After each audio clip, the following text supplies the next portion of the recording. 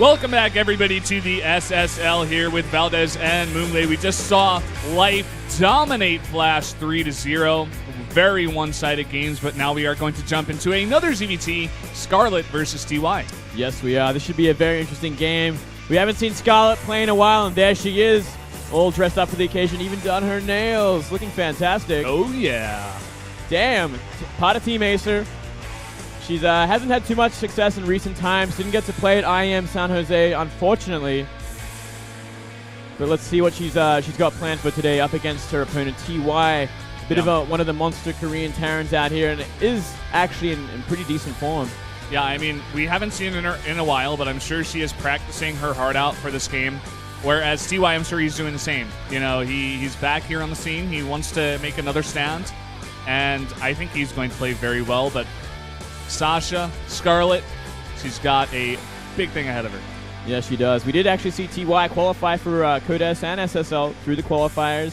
No invites for them. For him, he beat Blast, Liquid Hero, and Patience to get to SSL, and defeated Ozmaru and Shine to qualify for Codes.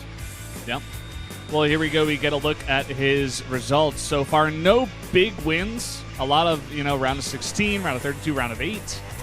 But he's always been a very strong Terran here in Korea. One of probably his biggest results as of late, he did defeat Su in the Hot 6 qualifier, Hot 6 Cup group stage, 2-0. Yeah. And he did proxy 2-racks both games. So we'll have to wait and see if he's going to be that kind of aggressive against Scarlett in these upcoming match. Well, I'm sure Scarlett was watching those matches as well, so she does have to keep that in mind.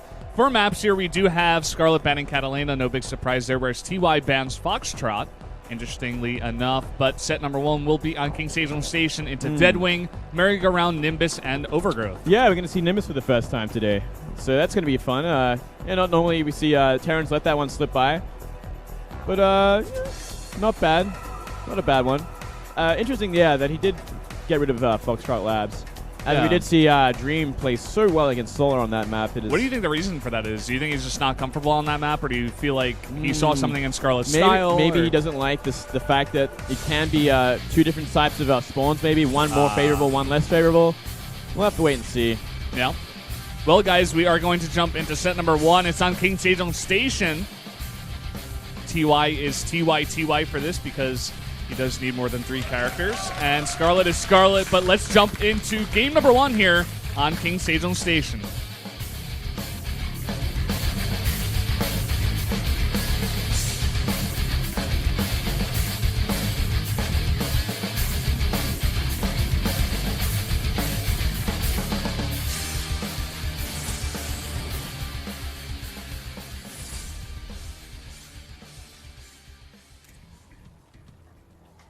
Down here in the bottom right in the red, the Zerg player, or foreign player here, it is Scarlett.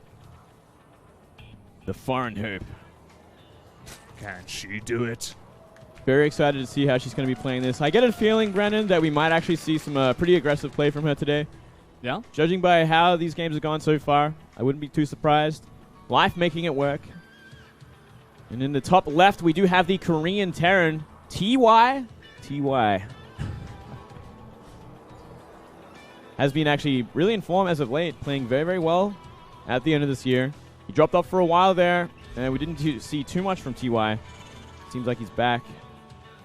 Bye-bye, baby. Go Canucks. Scarlett, of course, being Canadian. Yep.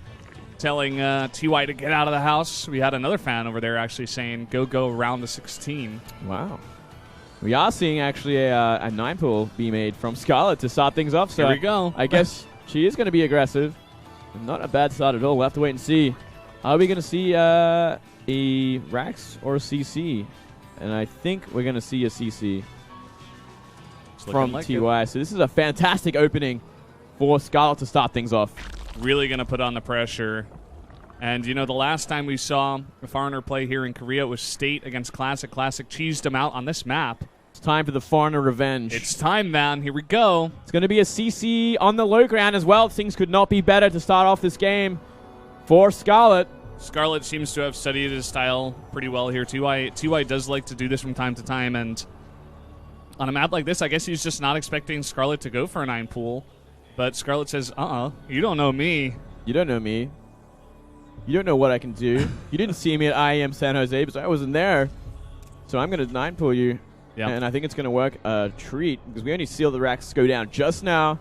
The CC is on the low ground. That's getting canceled. That ain't finishing. This is about as greedy as it can get for TY. And when you are greedy like this, it can get punished. That's why we call it greedy.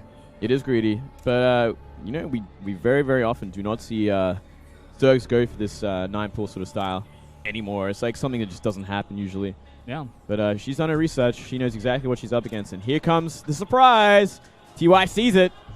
Supplies Lings, and here we go. We do have the block at the top, but of course, like you said, this CC is going to have a hard time getting up.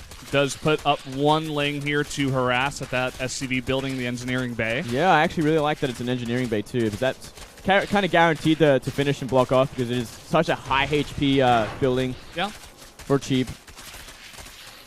So down goes the CC. Oh, actually trapping that SCV. Nice. Another nice bonus there. Now going to start working on that supply depot. Until that Marine comes out, she'll apply pressure, force out some repairing, even more economic damage, forcing SCVs away from the mineral patches and force the repair. Same time, we are seeing that hatchery go down at the natural for Scarlett. And immediately the CC restarted here on the high ground. But Scarlett, very nice here, just pulling back one Ling at a time, forcing out as much repairing as possible. Yes. So annoying. Oh, yeah. Brilliant control. She's looking fantastic already. She should be able to claim that third SCV, the one that was scouting. And from there, economic advantage, Scarlett. Great opening. Yeah. Where do we go from here? Scarlett so far just going to put down her natural. Hatchery, of course. There's the CC out on, or the SCV out on the map. Just chilling over there towards the right side. Gonna come back home now. Wants to get that mining in. Where Scarlett gonna start some gas here. 2 gas, actually. Yes, she is. 2 530 gases. A little bit delayed, obviously, because of the 9-pull. Want to get those drones mining first. Get that drone count up to a nice, healthy number before applying for 2 extractors. Scarlett, knowing she has TY in the back foot, having the Lings there at the front to scout, as well as the Overlord. She sees everything right now. Her Ling speed will be pretty behind because of this. There will be Hellions on the map in full force long before speed is out, which can be a bit of a problem. I'll have to wait and see if she's going to try and hide some Zerglings somewhere to maybe threat a counterattack at some point, or if she's simply going to bring them all home. We're seeing 1 Creep Queen be added as well. And a very fast lair from Scarlett. I wonder if we could be tricky. Yeah.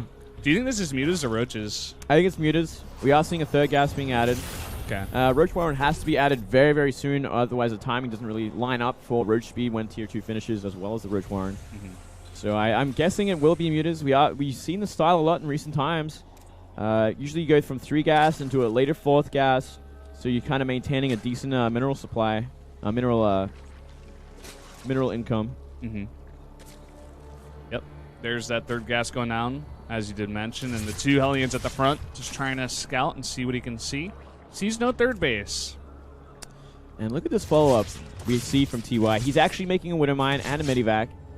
So we could see some pretty effective drops going on. A 2 Widow Mine drop, perhaps. And not a bad choice for this map. Obviously, the natural is very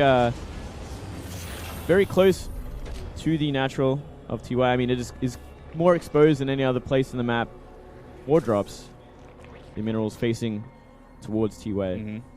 And Scarlett putting down a spine crawler at the front. Wants to just be as careful as possible. Very nice taking that watchtower. Is going to see the medevac coming through here as well. So should be ready for that. Yeah, we'll be able to get an Overseer in due time as well. Already putting that Spire down in the middle. And does see the medevac. Has Lings in place, but has she noticed in time? Already being burrowed here. Does right now pull back. And a very nice on burrow, actually, on that Widowmine. And look at this. Huge hits by the Hellions onto the drones. But it does seem like the Queen's going to work. Oh, no. Coming back. Losing 12 drones here is Scarlett. And now the Hellions are in the main. Just lined up a little too much. Not much of a defense here as well. Just this Queen. Well, this is certainly one way to turn things back around in your favor. 17 drones going down to the Hellion. 19. Yeah. All right, never mind. This isn't over just yet. He's still got this Hellion in the 1 main. Hellion on 2 HP. Doesn't find him. Where's the Overseer? Oh, he was making one, and this is going to go off once again. 3 more go down, and that one's going to trigger 2.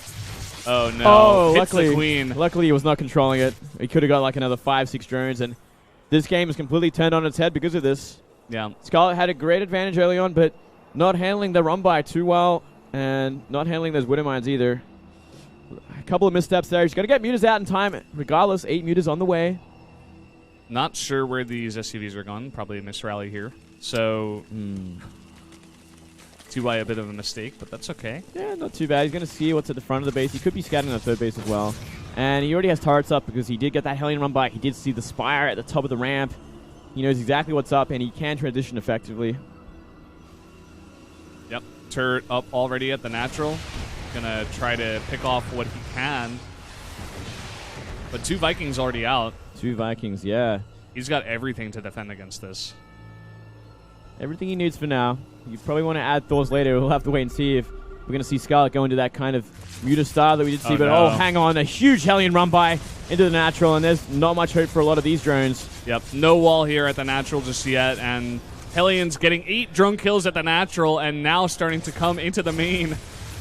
Not much hope here. Trying to run away most of these drones, but on the chase is TY. Decent splits here, but again, just getting so many kills. This is such a good trade for TY. Yeah, this is way too much damage. Another 14 drones go down, and more maybe to boot. We are seeing Hellions try one more time.